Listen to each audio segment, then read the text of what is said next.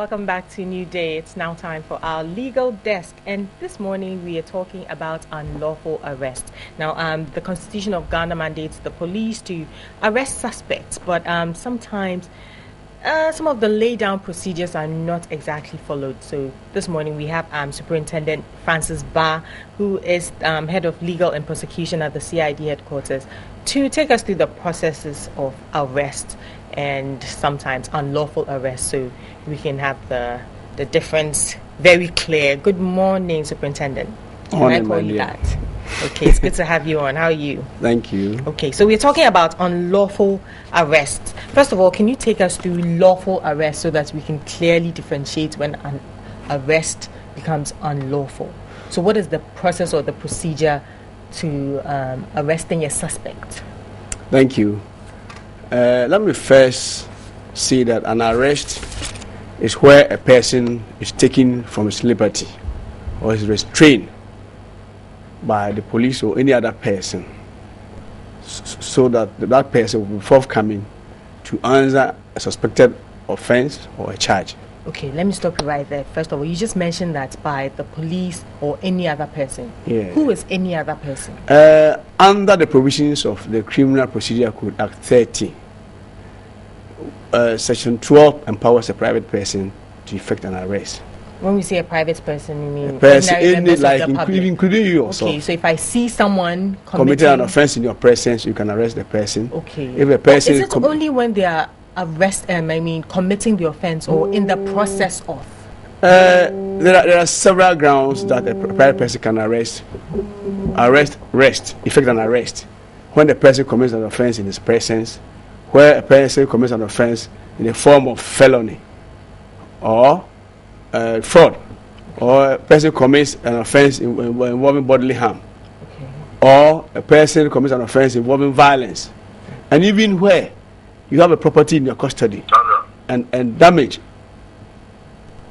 is being caused to it, you can't effect the arrest. If you are in your house and someone is trying to cause harm to your property, you can arrest that person. Okay. Right. But in this case, that private person is supposed to hand the person over to the police immediately. The law says that. Immediately. Okay. You can't go and tie his hands, lock him up in your bathroom, go and bath, eat and drink, and then no. Okay, so for private citizens or private persons, what is the mode when you see the person? Do you obviously we don't carry handcuffs and things like that? So do you just hold the person and force them to the police station, or how do you go about it? Arrest does not necessarily mean that them? When you arrest a person, you should necessarily handcuff him. It depends upon the type of person you have arrested. If the person is violent, you handcuff him to prevent any harm being caused to you yourself or to any other person, or to prevent escape. Okay. There are situations where we even call people on phone, they come and we arrest That's when you them. advise them. Okay, we so invite for a them. private citizen, how do we transport this person to the police station? You just hold their hands and go? Well, once you have arrested the person and you have the means to bring the person to the police station, why not? Okay. But sometimes do you tell them anything? Do you tell them I'm arresting you, or what is the procedure? What do you tell them to let them know that you are arresting them? Private persons are not trained like us. Exactly. We have our own procedures. Exactly. But where you see the person committing the offense in your presence, you don't need to tell them. You have seen it's physical. Okay. So you just grab them and take a person is causing bodily harm to another person. You say no, you can't do that. If you are passing by and another person is stabbing an individual, you don't need to tell them anything. It's going on physically. Okay. Or you are in your house and somewhere you came from work, you see somebody in your bedroom, you don't need to tell him. Okay, then I'm taking you to the police station. No, you arrest him. Once you can capture the person, you keep him under your custody and hand him over to the police as soon as possible. Yes, immediately. Else you lay yourself open for action. Okay. So apart from the police and the private persons, what about the other security agencies? Are they also mandated to make under arrests? Section 18 of the Criminal Procedure Code, a magistrate can arrest himself or direct the arrest of another person where an offense is being committed in his presence. But the police have wider powers of arrest under Section 10. The police can arrest under suspicion or on reasonable grounds. Okay, we'll come to that. I asked about the other security forces because there have been times when we've heard of maybe the military or other security agencies, taking people to the barracks and, arresting people sort of and disciplining them. Is that right? Can the military arrest? We have other laws which empowers other institutions to effect arrest. Customs can effect an arrest. Okay. Immigration can. We have they have their own bylaws, right? Drawn from the Constitution. The Constitution empowers them to once there's an institution in place, the Constitution allows them to have their own bylaws. That the AMA, they have their own bylaws. When you commit certain offences, they can arrest you. That contravenes their bylaws, they can arrest you. Is that also termed as arrest? Yes, they also have powers of arrest, right? But they are limited. It's not like the police. Okay. Right? With the military, they have their own rules and regulations that they operate within. Okay. But once they are not policemen and they are not guided, they are not guided by any bylaw, they fall within the category of private persons. Right. Okay, can you enter a premises to cause an arrest, or do you need a warrant? No, are you referring to the police? I'm referring to the police now. We are back to the police. Yeah, okay. With the police, we have a wider powers of arrest. Ours is very wide.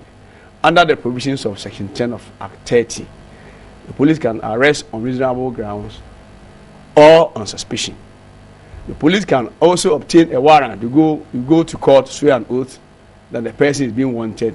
You obtain a warrant for him to effect the arrest of a person. That is, if that person was not met at the scene of crime, committing the crime, or he's outside the jurisdiction. His whereabouts sometimes is not known, but you need a warrant to empower you, and then it depends upon where the fellow is located. In some areas, you need a warrant to enter certain premises, like in the vessel, for instance. For example, if you enter the premises and maybe the suspect runs to their bedroom or their bathroom or any other part of the house, can you enter those places to go and arrest them? Once you have the warrant, you can. Without a warrant under Section 10 of Act 30, once you are a police officer, you can enter anywhere place in the house. Even they have to break the door. Even without a warrant. Yes. So you can break the door as well. Once you are sure that the person hiding here, then they will not have powers. If you are chasing an armed robber, he runs into a room, he locks himself, he says, "Oh no, I don't have a warrant, I'm going to obtain a warrant to come." Well, look, come and meet him again. Right. You can't meet him there again. So now tell us the process of arresting the person. What does the police do? Do you read the person their rights like we see in the movies, or what do you do? Take us through the process. Well, under the provisions of the Criminal Procedure Code and under Article 14 of the Constitution, Article 14 protects the liberty of individuals. But then under the same provision, some limited powers have been granted the police to effect. Yeah, you keep him, you take control of him. Okay. And then where you have to handcuff the person, you handcuff him. You take him to the police station, right? But the law says that once you arrest the person, now Article 14 now guarantees, says that we should respect the person's human rights, right? You don't subject him to torture. And then you must inform him of his right to a lawyer, a counsel of his own choice. And where the person wants a third party to know that he has been arrested, the police have to do that for him. I like that. And then where the person requires a medical attention, he can choose the hospital. Some people have their own doctors, private doctors, family doctors, and whatnot. The person has the right to choose his own, to tell that my doctor is here, take me there.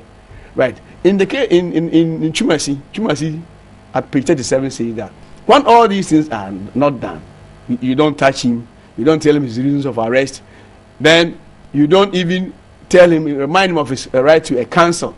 He wants medical attention, you don't do it. He wants a third party to know of his arrest, you do not do it. Then this amounts to unlawful arrest. Okay, so now that we know what unlawful arrest is, you mentioned something about right to counsel.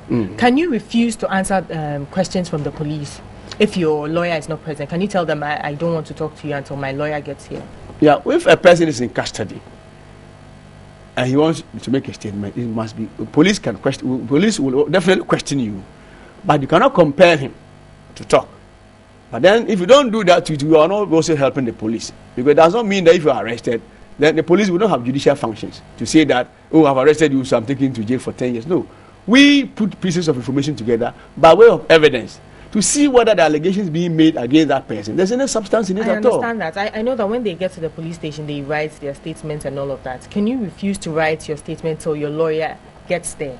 We have been facing it. Many people, once you tell him of his right to a counsel, he will say that I want my lawyer to come.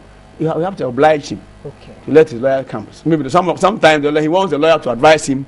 It's even helps us. That helps us. Sometimes he doesn't understand. When the lawyer comes, the lawyer understands the duties of a policeman. He knows that the police have a duty. So sometimes the lawyers even help us. He will explain the implications to the suspect. And now the statement must be voluntarily. You don't coerce him. You don't beat him. You don't torture him.